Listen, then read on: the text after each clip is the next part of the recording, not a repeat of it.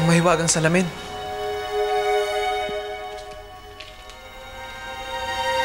Wasak na?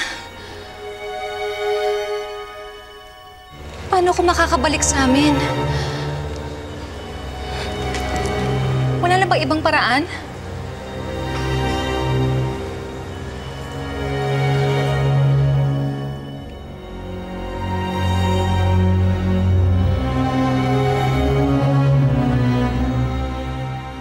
Hoy, mamimili tayo. Oo, dami tayong bibilihin. Uy! Nandirito pa pala ang salot ng makupang. Aba, posturang-postura. Ilarasan ka na galing? Ano yan? Ano to? Akin na! Ano kaya to? Ano ba? Biodata? Nag-a-apply ng trabaho? Ang kapal naman ng mukha mo, Lara. Sa palagay mo ba tatanggapin ka na sa trabaho sa pagmumukha mo yan? Doon sa Lara, doon sa karnibal. Pwede ka doon, subukan mo doon. Hindi. Bumalik ka na lang kay Lamayang. Tanga. O, di ba sa balutan na nga si Namayang? Wala na sila dito. Oo nga. Ho? Saan ko nagpunta si Tia Mayang? Hindi mo ba alam? Iniwan na ni Mayang ang makupang. Sumama na siya doon sa mayaman na lalaki. Sino ho yung lalaking mayaman na kasama ni Tia Mayang?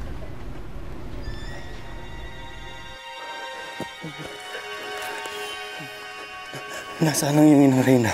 Ang kapatid mo, nasaan sila?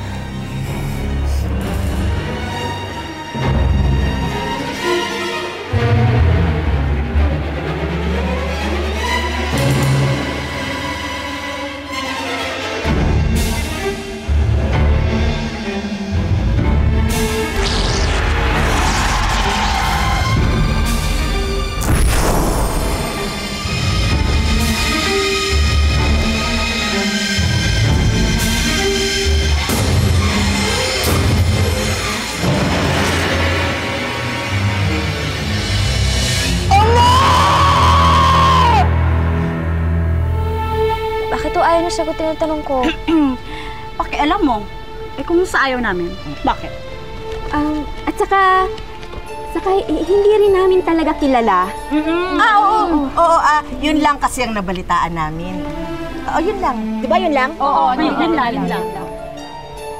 Oh! Hoy! Kayong tatlo, Naku, lalo ka na, Ponyang. Munti ka nang madulas. Di ba nga sabi ni Mayang, wag natin i-chismis na nandito na si Carlos? Kasi ito si Susing ba't ako? Ako? Oo, Ikaw?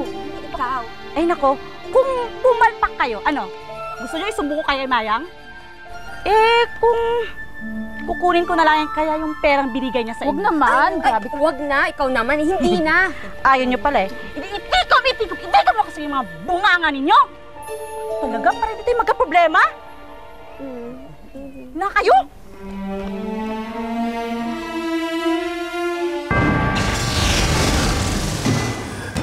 Hayop ka, Bawana! Maawa ka naman sa aking ama! Pasalamat ka nga at binuhay ko na siya. Kahit papaano. Nagkaroon kayo ng pagkakataong magkayakapan. Yun nga lang, baka iyon na ang huling pagkakataong mayakap mo siya.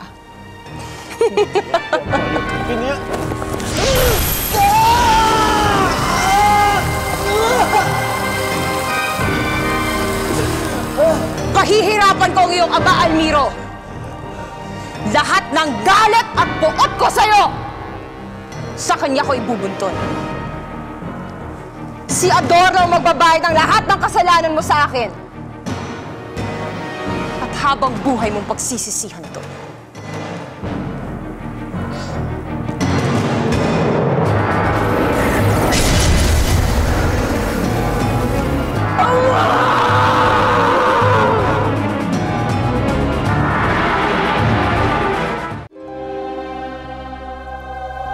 Anixie, anong nangyari? Bakit kasama mo pa rin si Aling Adela? Wala na ang mahiwagang salamin. Wasak na. Hindi na ako makakabalik kina Lara at Bambi.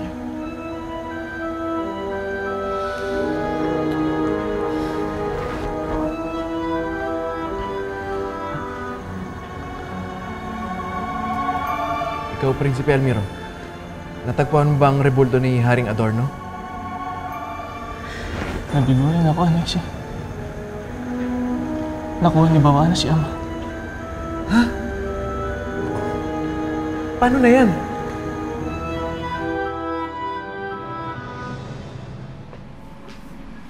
Lara, mukhang wala na nga tao dito sa bahay. Tama yata yung sinabi ni Ponyang eh. Wala na daw dito yung pakta mong tiyahin. Pero balita ko, sinama daw nila Tia Mayang si Lourdes. Bakit kaya? Saan naman kaya sila nagpunta? Eh, imposibleng iwan nila tong bahay nila. Isa pa, kabuhayan nila andun lang sa kabila, oh. Eh baka naman sumama sa ibang lalaki. Yung mayaman. Alam mo naman yung tiyahin mo, gold digger. Sino ba yung mayamang lalaking sinasabi nila? At saka, alam mo, Mimi, bakit walang makapagsabi kung sino siya? Hindi nila sinasabi sa akin. Paano na tayo ngayon? Hindi ka nagtagumpay mabawi si Haring Adorno. Sino nang mamumuno sa ating lahat? Si Almiro pa rin ang hinirang bilang huling prinsipe ng Paladino. Siya pa rin ang nararapat.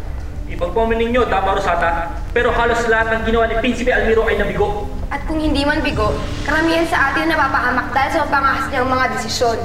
Unti-unti na kami naubos. Hihintay pa ba natin maubos kaming lahat? Kung nangangamba kayo, mas nangangamba kami sa kalagayan ng Paladino. Bakit hindi na lang tayo sumuko kay Bawana? Oo nga, mas makapangyarihan siya. Tama! Sumuko! Hindi na ang rebelyon!